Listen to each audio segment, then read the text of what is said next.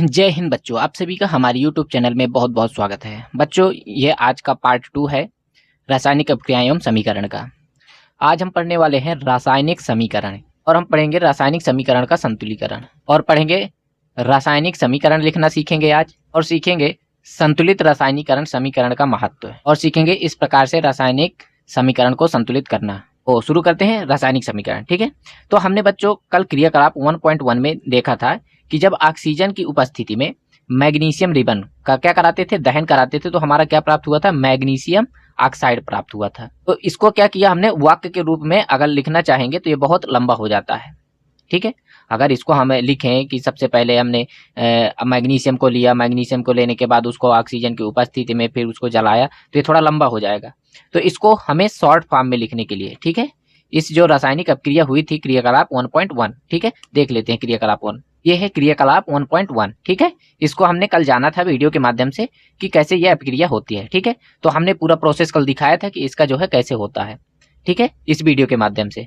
तो आज हम इसको शॉर्ट फॉर्म में कैसे लिखेंगे, शॉर्ट फॉर्म में लिखना ही उसे कहते हैं रासायनिक समीकरण। क्या बोलते हैं उसे, रासायनिक समीकरण। तो आइए चलते हैं। तो शब्द समीकरण यानी कि जैसे हमने लिख दिया मैग्नीशियम प्लस ऑक्सीजन, ठीक है, रिएक्शन मैग्नीशियम ऑक्साइड, क्या बना आपका, मैग्नीशियम ऑक्साइड। ठीक है, इस प्रकार से अगर हम उसको, उस अभिक्रिया को जो हमने कल कराया था, ठीक है, अगर उसको हम जो है इस प्रकार से शब्दों के रूप में लिखते हैं, ठीक है, तो उसे कहते हैं शब्द समीकरण। क्या बोलते हैं उसे, शब्द समीकरण। ठीक है बच्चों, हम क्या पढ़ रहे हैं, रासायनिक समीकरण लिखना। ठीक है, तो रासायनिक समीकरण में पहला क्या लिख रहे हैं, शब्द समीकरण। ठीक है, हमने जो क्रियाकलाप 1.1 में हमने जो कल क्रियाकलाप किया था, ठीक है, उसको अब हम शॉर्ट फॉर्म में लिख रहे हैं। किस फॉर्म में, शॉर्ट फॉर्म में। ठीक है, तो शॉर्ट फॉर्म में ये जो आपके सामने ये दिख रहा है, ये क्या है, शब्द समीकरण है, यानी कि शब्दों में लिख देना। ठीक है, अब आगे इसको और शॉर्ट में किया जा सकता है। ठीक है, तो अब क्रिया 1.1 में मैग्नीशियम तथा ऑक्सीजन के ऐसे पदार्थ जिनमें रासायनिक परिवर्तन होता है, इन्हें अभिकारक कहते हैं। अभिकारक किन्हें कहते हैं,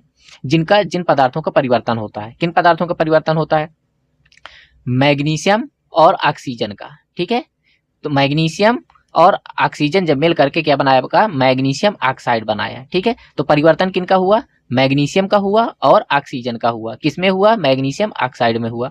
तो जिनका परिवर्तन हुआ उनको कहते हैं अभिकारक। ठीक है, उनके परिवर्तन के बाद जो बना उसे कहते हैं उत्पाद। ठीक है, सरल भाषा में अगर आप समझना चाहते हैं तो जैसे आप गन्ने को ले लें, गन्ना तो जानते हैं ना, गन्ना आपका क्या हो गया, अभिकारक हो गया। क्या हो गया, अभिकारक हो गया। ठीक है, उस गन्ने को जब आपने क्या किया, मशीन में लगाया, तो उससे क्या निकला, जूस। क्या निकला, जूस। उससे क्या बना, जूस। जूस से क्या बना, गुड़। क्या बना, गुड़। गुड़ या शक्कर। ठीक है, शक्कर। तो ये जो गुड़ या शक्कर बना है, ये क्या है, उत्पाद है। ये क्या है, उत्पाद है, ध्यान देना। ठीक है, सॉरी, अभिकारक। ये क्या है आपका, अभिकारक। गन्ना क्या है आपका, अभिकारक। गन्ने से क्या बना, गुड़ बना। ठीक है, तो गुड़ क्या हो गया, उत्पाद हो गया। चीजें समझ में आ गई। गन्ना का परिवर्तन किस में हो गया, गुड़ में हो गया। ठीक है, तो जिसका परिवर्तन होता है वो अभिकारक होता है, और जो परिवर्तन होके बनता है वह उत्पाद होता है। ठीक है, तो अब आप समझ गए होंगे कि यहाँ पर मैग्नीशियम एक अभिकारक है और ऑक्सीजन भी अभिकारक है। ठीक है, इन दोनों को जब मिलाया गया, ठीक है, तो ये परिवर्तित हो गए किसमें, मैग्नीशियम ऑक्साइड में। ठीक है, तो मैग्नीशियम और ऑक्सीजन, ठीक है, ये हो गए आपके अभिकारक और मैग्नीशियम ऑक्साइड हो गया आपका उत्पाद। ठीक है, ये चीज समझ में आ गई। आगे आते हैं। शब्द समीकरण में अभिकारकों के उत्पाद में परिवर्तन के मध्य एक तीर का निशान लगाया जाता है। क्या लगाया जाता है, एक तीर का निशान लगाया जाता है। आपने देखा होगा, ये देखिए, मैग्नीशियम और ऑक्सीजन ये अभिकारक हो गए, ठीक है, और ये उत्पाद हो गए। इनके बीच में आप ये देख रहे हैं, ये एक तीर का निशान। ठीक है, इसी के बारे में बात चल रही है। ठीक है, तो अभिकारकों के उत्पाद में परिवर्तन के मध्य एक क्या लगाया गया, तीर का निशान लगाया गया, जो आपने देखा। ठीक है, तीर का सिरा उत्पाद की ओर होता है। ठीक है, यह अभिक्रिया होने की दिशा को दर्शाता है। तीर क्या दर्शाता है, ये जो तीर आपका क्या दर्शाता है, अभिक्रिया होने का। ठीक है, कि अभिक्रिया हो रही है, यह दर्शाता है। इतनी बात समझ में आ गई। आगे आता है कि रासायनिक समीकरण लिखना। ठीक है, अब वो जो शब्द समीकरण, अभी ऊपर आपने क्या सीखा, शब्द समीकरण। क्या सीखा, शब्द समीकरण। ऊपर आपने क्या सीखा, शब्द समीकरण लिखना। ठीक है, अब उस शब्द समीकरण को अब हमें लिखना है रासायनिक समीकरण। क्या लिखना है, रासायनिक समीकरण, यानी कि अब उस शब्द के क्या लिखेंगे हम, संकेतिक रूप लिखेंगे। क्या लिखेंगे, संकेतिक रूप। संकेतिक रूप। ठीक है, जैसे अगले न्यू पेज में आते हैं। जैसे हमने लिया था क्या, मैग्नीशियम प्लस ऑक्सीजन, ये लिया था, इससे क्या बना था, मैग्नीशियम ऑक्साइड। ये हमारा बना था, ठीक है। तो ये जो बीच में है तीर, ये क्या दर्शाता है कि यहाँ पर अभिक्रिया हो रही है। क्या दर्शा रहा है? अभिक्रिया हो रही है। तो अब ये जैसे मैग्नीशियम है, तो मैग्नीशियम को हम डिनोट करते हैं Mg से, ठीक है। ऑक्सीजन को डिनोट करते हैं O2 से, ठीक है। तो अब ये Mg और O2, ठीक है, अब इस फॉर्म में लिखना उसे कहते हैं रासायनिक समीकरण। क्या बोलते हैं? रासायनिक समीकरण। ये जो हमने जो नाम लिखा है ये है शब्द समीकरण। क्या है ये? शब्द समीकरण, ठीक है। पेपर में आ जाए कभी लिखने के लिए कि ये दिए गए शब्द समीकरण को रासायनिक समीकरण में बदलें, तो मतलब उसके सांकेतिक रूप में बदलना है। तो इस शब्द समीकरण को हम और शॉर्ट फॉर्म में लिख सकते हैं, किसमें? रासायनिक समीकरण में, ठीक है। तो मैग्नीशियम का सांकेतिक रूप Mg और ऑक्सीजन का सांकेतिक रूप O2, ठीक है। तो जब Mg प्लस O2 मिलते हैं तो क्या बनता है? MgO बनता है। क्या बनता है? MgO बनता है, ठीक है। अभी ये संतुलित नहीं है, आगे हम संतुलित करना भी बताएंगे, ठीक है। ध्यान दीजिएगा, वीडियो के लास्ट तक बने रहिएगा। मैं वादा करता हूं कि हमने जो थंबनेल में लिखा है ना 95%, ठीक है, पूरा 95% ही आएगा। तो ये बात समझ में आ गई? आगे आते हैं। तो रासायनिक समीकरण लिखना, इसमें बता रखा है कि संक्षिप्त विधि में लिखना, ठीक है। यानी कि रासायनिक समीकरण को और संक्षिप्त रूप में लिखना, ठीक है। यानी कि शब्दों की जगह रासायनिक सूत्रों का उपयोग करके, ठीक है, उसे रासायनिक समीकरण कहते हैं, ठीक है। तो रासायनिक समीकरण रासायनिक अपक्रिया को दर्शाता है। किसको दर्शाता है? रासायनिक अपक्रिया को दर्शाता है। यानी कि जहां भी रासायनिक समीकरण लिखा है वो ये बता रहा है कि यहाँ पर रासायनिक अपक्रिया हो रही है। ये बात समझ में आ गई? रासायनिक समीकरण अब आपको समझ में आ गए होंगे। तो अब आप कमेंट करेंगी जो ये Mg प्लस O2 बराबर MgO यानी कि रिएक्शन MgO लिखा है, ये कैसा है? ये क्या लिखा हुआ है? ये दर्शा रहा है कि यहाँ पर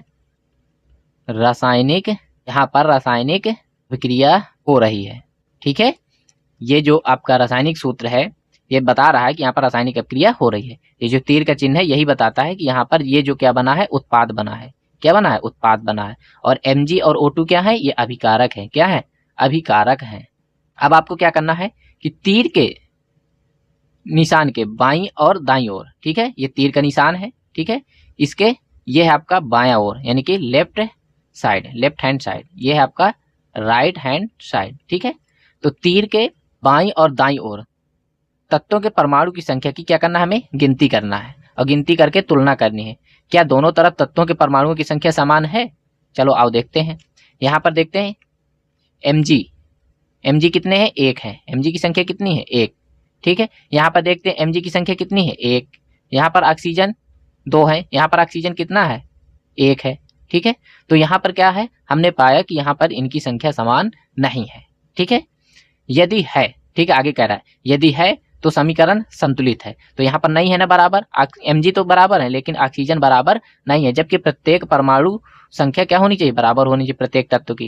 यहाँ पर Mg की तो बराबर है लेकिन ऑक्सीजन की बराबर नहीं है, तो यह संतुलित समीकरण नहीं है, ठीक है। ये जो समीकरण लिखा है ये संतुलित समीकरण नहीं है।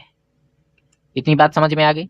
यदि नहीं है तो असंतुलित समीकरण है, ठीक है, कोई बात नहीं, हमने बता दिया, ठीक है।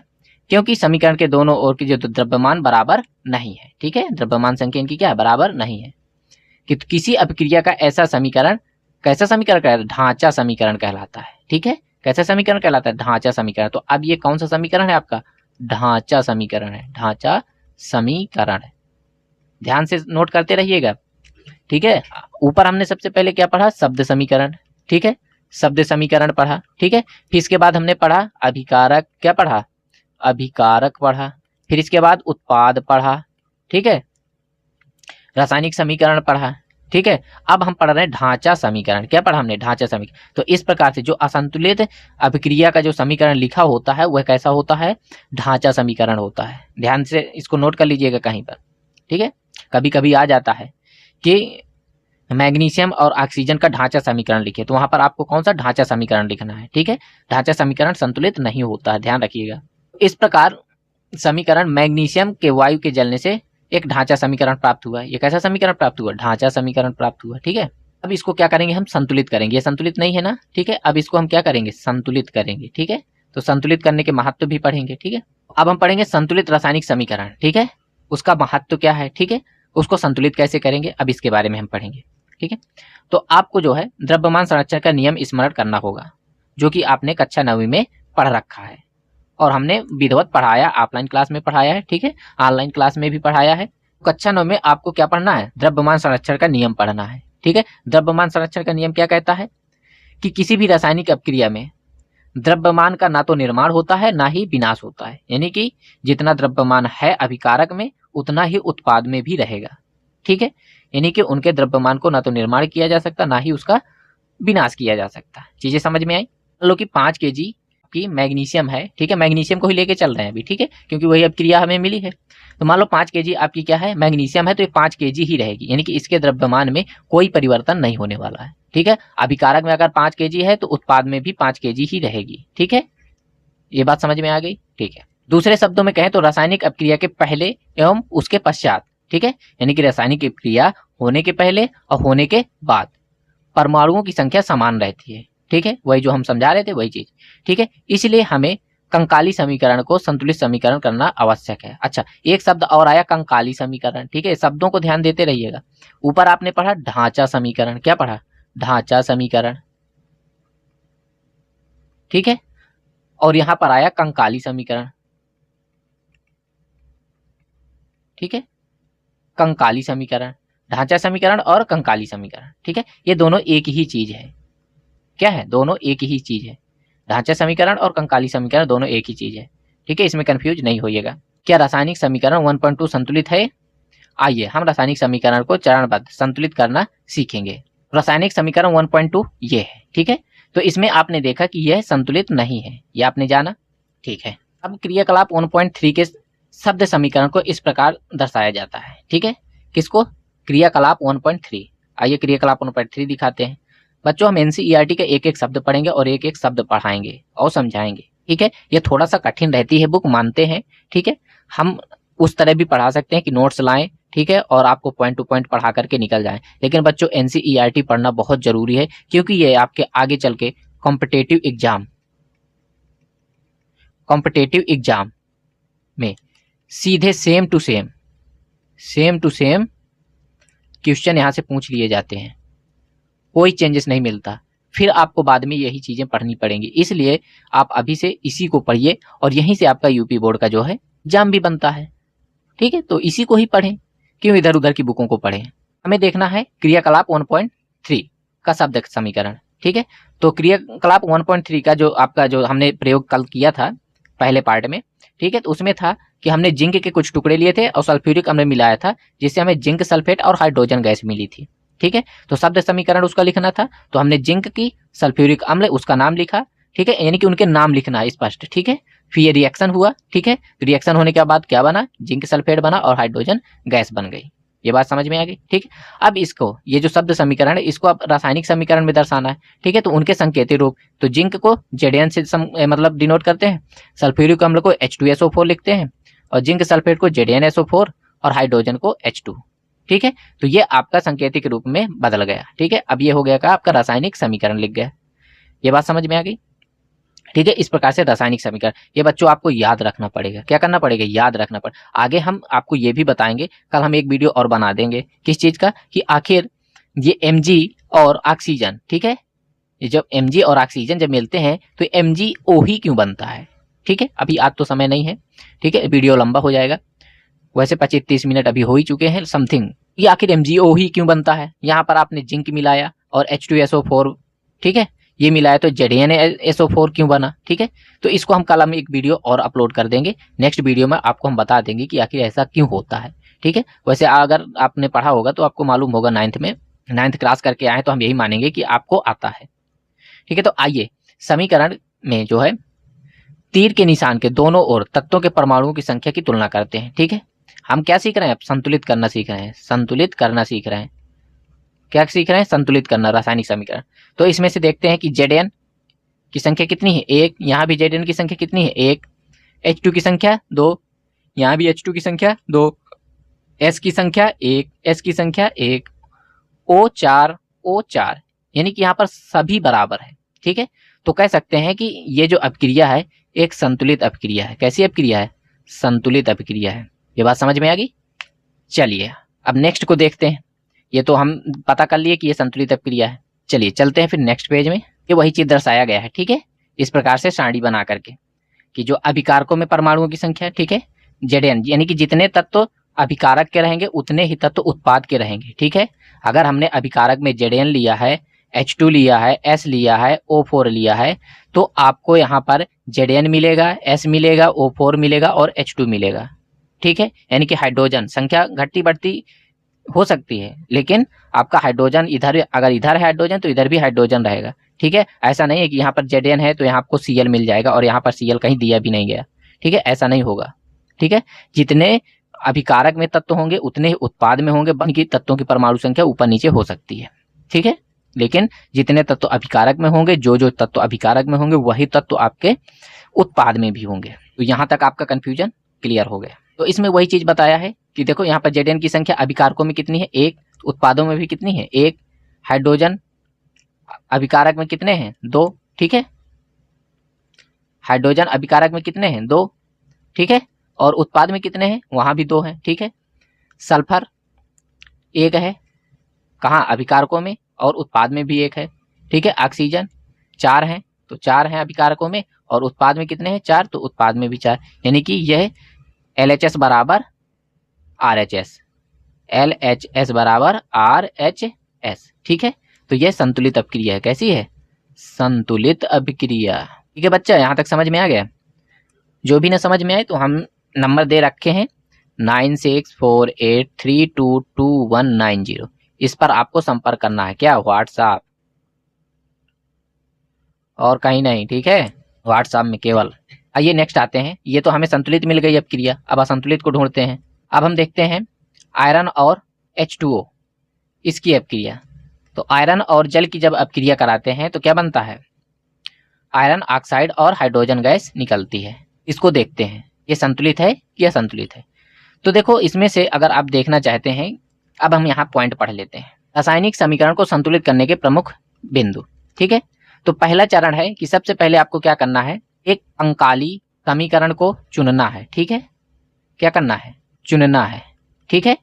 जब चुन लेंगे तो उसमें से आपको उस तत्व को ढूंढना है जो सबसे ज्यादा है, फिर उसको संतुलित करेंगे। फिर तीसरा पॉइंट क्या कहेगा, फिर दूसरा तत्व को चुनेंगे, ठीक है। चौथा पॉइंट, तत्व की संख्या बड़ी लेनी है, चाहे वह अभिकारक में हो या उत्पाद में, ठीक। तो अब हम इस समीकरण को जो है संतुलित करने वाले हैं, ठीक है।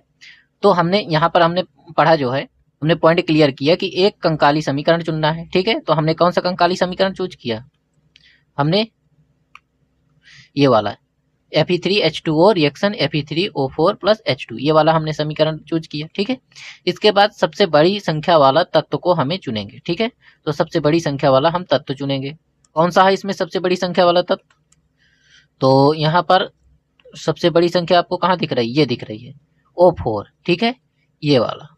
तो हम ये वाला तत्व लेंगे, ठीक है, ये वाला तत्व लेंगे, ठीक है। एक पॉइंट और हम इसमें ऐड करना चाहेंगे, इसमें एक पॉइंट ऐड करेंगे हम, कौन सा ऐड करेंगे, कि सभी तत्वों को एक बॉक्स में पैक कर देंगे। और एक पॉइंट और, कंकाली समीकरण के तत्वों के साथ कोई छेड़छाड़ नहीं करेंगे, ठीक है। यानी कि जो कंकाली समीकरण है हमारा, उसके साथ हम कोई छेड़छाड़ नहीं करेंगे, ठीक। जैसे ये हमारा क्या है, कंकाली समीकरण है, ये क्या है हमारा कंकाली समीकरण है, इन तत्वों के साथ कोई छेड़छाड़ नहीं करेंगे। और क्या करेंगे, जब हम संतुलित करने जाएंगे तो क्या करेंगे, इन सभी को एक बॉक्स में पैक कर देंगे पहले ऐसे, ठीक है। इनको क्या करेंगे, एक बॉक्स में ऐसे पैक कर देंगे, ठीक है।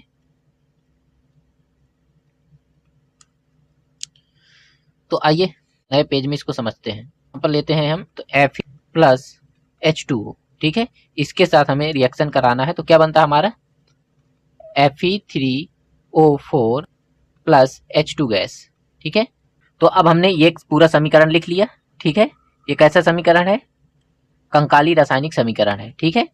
अब इसको अगर हम करने जाएंगे तो पहला कि सबसे बड़ा तत्व चूज करेंगे, ठीक है। बड़ा तत्व क्या है, ये है, ठीक है। इन सभी को किस में पैक करेंगे हम, पहले बॉक्स में पैक करेंगे, ठीक है। तो Fe plus H2O reaction Fe3O4 plus H2, ठीक है। इनको क्या करेंगे, बॉक्स में पैक करेंगे। ऐसे हम इनको बॉक्स में पैक कर देंगे।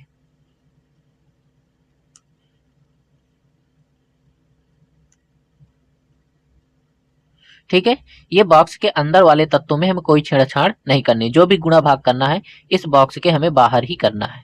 ठीक है, तो अब इसमें से हम चूज करेंगे कि सबसे ज्यादा बड़ा तत्व कौन सा है। तो सबसे बड़ा तत्व हमारा ये है। इसमें ऑक्सीजन की संख्या कितनी है, 4 है। तो सबसे पहले हम ऑक्सीजन को संतुलित करेंगे। तो यहाँ पर ऑक्सीजन कितने हैं, 4 हैं। और कहीं ऑक्सीजन दिख रहा है, नहीं दिख रहा। ठीक है, तो अब हम आएंगे अभिकारक में। अभिकारक में ऑक्सीजन कितने हैं, 1 है। तो इसमें हम क्या कराएंगे, 4 का गुणा करा देंगे। क्या करा देंगे, 4 का गुणा करा देंगे। तो यहाँ पर ऑक्सीजन कितने हैं, 4 हैं। ठीक है, कहाँ पर, उत्पाद में। ठीक है, तो यहाँ कहीं है नहीं ऑक्सीजन, 4 ही है। ठीक है, तो अभिकारक में कितने हैं, 2 हैं। ठीक है, तो यहाँ भी हम कितने होने चाहिए, 4 होने चाहिए। यहाँ पर कितने हैं, 1 है। यहाँ पर कितने हैं, 1। यहाँ पर कितने होने चाहिए, 4 होने चाहिए। ठीक है, तो हम 4 करने के लिए इसमें क्या कर देंगे, 4 का मल्टीप्लाई कर देंगे। ठीक है, तो अब ऑक्सीजन कितने हो गए, 4 हो गए। यहाँ भी ऑक्सीजन 4 हो गए और यहाँ भी ऑक्सीजन 4 हो गए। ठीक है, लेकिन अब ऑक्सीजन तो यहाँ 4 हो गए, ऑक्सीजन हमने बराबर कर दिया। ठीक है, ऑक्सीजन क्या बराबर कर दिया। ठीक है, ऑक्सीजन को बराबर कर दिया। ठीक है, अब देखते हैं अब कौन बड़ा है। ठीक है, तो अब यहाँ पर 4 दूनी 8, हाइड्रोजन कितने हैं, 8 हो गए। हाइड्रोजन कितने हो गए, 8 हो गए अभिकारक साइड। और इस साइड हाइड्रोजन कितने हैं, 2 हैं। ठीक है, तो अब इधर 8 है, इधर 2 है, तो इधर भी तो 8 होने चाहिए। तो इधर बाद में हम 4 का हाइड्रोजन में गुणा करा देंगे, जिससे अब हमारे 8 हाइड्रोजन हो जाएंगे। अब हमारा ऑक्सीजन भी बराबर, हाइड्रोजन भी बराबर। अब क्या बचा, आयरन बचा। क्या बचा, आयरन बचा। यहाँ पर अब देखते हैं आयरन किस साइड जाता है, इस साइड जाता है। ठीक है, तो आयरन इस साइड कितने हैं, 3 है। कितने हैं, 3। और इस साइड कितने हैं, 1 है। ठीक है, तो इधर हम कितने का गुणा करा देंगे, 3 का गुणा करा देंगे। तो आयरन भी आपके 3 हो गए। कितने हो गए, 3 हो गए। इधर भी लेफ्ट साइड भी आयरन 3, राइट साइड भी आयरन 3। ठीक है, अब हमारा समीकरण क्या हो गया, संतुलित हो गया। तो अब जो समीकरण नया बनेगा तो क्या बनेगा, 3Fe plus 4H2O reaction Fe3O4 plus 4H sorry, ठीक, ये अब हमारा हो गया एक परफेक्ट रासायनिक समीकरण। ठीक है, ये कैसा है, संतुलित रासायनिक समीकरण।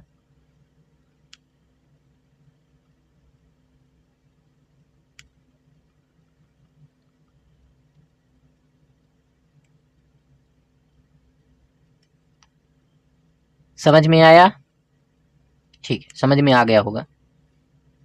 अगर नहीं आया दोबारा देख लेंगे, कमेंट करेंगे तो हम एक बार और बता देंगे। नेक्स्ट आता है लास्ट का चरण, भौतिक अवस्थाओं के संकेत लिखना। ठीक, इसको और अच्छा करना है। ठीक है, तो इसके भौतिक अवस्थाओं को भी दर्शाना है। ठीक है, इसमें से कौन सा कैसा भौतिक अवस्था के रूप में कन्वर्ट हो रहा है। ठीक है, तो उसमें से कुछ और है कि गैस का संकेत है G। ठीक है, इनकी कौन सा किस अवस्था में वो दर्शा देते हैं तो और अच्छा हो जाता है।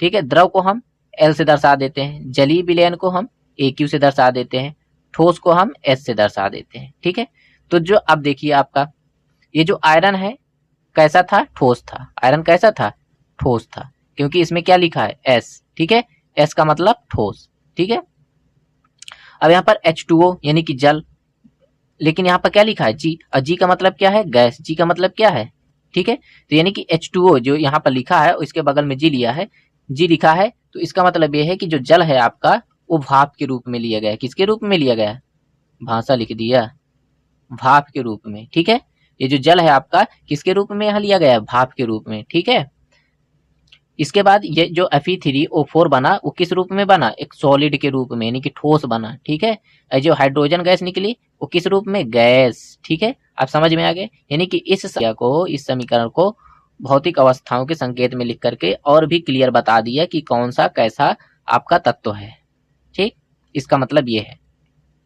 हाँ, एक चीज और, जब अभिकारक या उत्पाद जब जल में क्या बना है, घोल के रूप में उपस्थित हो उसे AQ लिखते हैं। ठीक है, क्या लिखते हैं, AQ लिखते हैं। कब, जब अभिकारक या उत्पाद जल के घोल में, ठीक है, जल के जब मिले हो वहां पर क्या लिखते हैं, AQ। यानी कि आप अगर कहीं AQ लिखा मिल जाए तो समझ जाना कि वहां पर जल के घोल में अभिकारक या उत्पाद मिले हुए हैं। ठीक है, कभी कभी एक चीज और देखने को मिल जाती है। क्या मिल जाती है कि ताप, दाब और उत्प्रेरक लिखा मिल जाता है अभिक्रिया में। ठीक है, वो कहां पर लिखा होता है? वो या तो तीर के निशान के ऊपर या तो नीचे। जैसे यहां पर कार्बन मोनोऑक्साइड और हाइड्रोजन गैस, ठीक है, 340 ATM लिखा है। ठीक है, एटमॉस्फेयर दाब जो है, ठीक है, ये ATM के रूप में लिखा जाता है, 340 है। ठीक है, यानी कि इस दाब पर जो है ये आपका CH3OH बना है। ध्यान देना, यानी कि ताप, दाब और उत्प्रेरक को कहां पर दर्शाया जाता है? तीर के ऊपर ऊपर या नीचे। ठीक है, ताप या उत्प्रेरक को। ठीक है, जैसे यहाँ पर कार्बन डाइऑक्साइड और H2O यानी कि जल, ठीक है, किसकी उपस्थिति में? सूर्य के प्रकाश की उपस्थिति में। ठीक है, और क्लोरोफिल के साथ। ठीक है, क्या बनाता है आपका? ग्लूकोज प्लस ऑक्सीजन, ठीक है, प्लस H2O। अब देखो यहाँ पर AQ लिखा है ना, ये देखिए, इसका मतलब ये जो ऑक्सीजन है वो किसके साथ? जल के साथ विलेय है। ठीक है, ध्यान देना, यहां पर भी देखो AQ लिखा है, तो यहां पर भी क्या है? जो कार्बन डाइऑक्साइड है ये जल के साथ मिली हुई है। ठीक है, तो यहां पर AQ। ठीक है, अब देखो यहां पर भी AQ लिखा है, इसका मतलब ये जो कार्बन डाइऑक्साइड है इसमें भी जल के घोल में मिली हुई है। फिर यहाँ पर देखो H2O के बाद क्या लिखा है? L लिखा है ना, L। ठीक है, तो इसका मतलब यहाँ पर जल लिया गया है। ठीक है, स्पष्ट। पेड़ पौधे क्या करते हैं? ऊपर से CO2 लेते हैं, नीचे से क्या लेते हैं? जल लेते हैं। ठीक है, तो इसके बाद ग्लूकोज बनाते हैं, ऑक्सीजन गैस बाहर छोड़ते हैं और जल को जल का क्या करते हैं? वाष्पोत्सर्जन कर देते हैं। ठीक है, इस प्रकार से आपने देखा, ये दिए गए हैं, इनको स्क्रीनशॉट लीजिए और इनको आपको क्या करना है? संतुलित करना। अगर नहीं समझ में आता तो नीचे आपको कमेंट जरूर करना है। ठीक है, फिर से हम इसको पढ़ा देंगे। तो मिलते हैं नेक्स्ट वीडियो में, तब तक के लिए जय हिंद।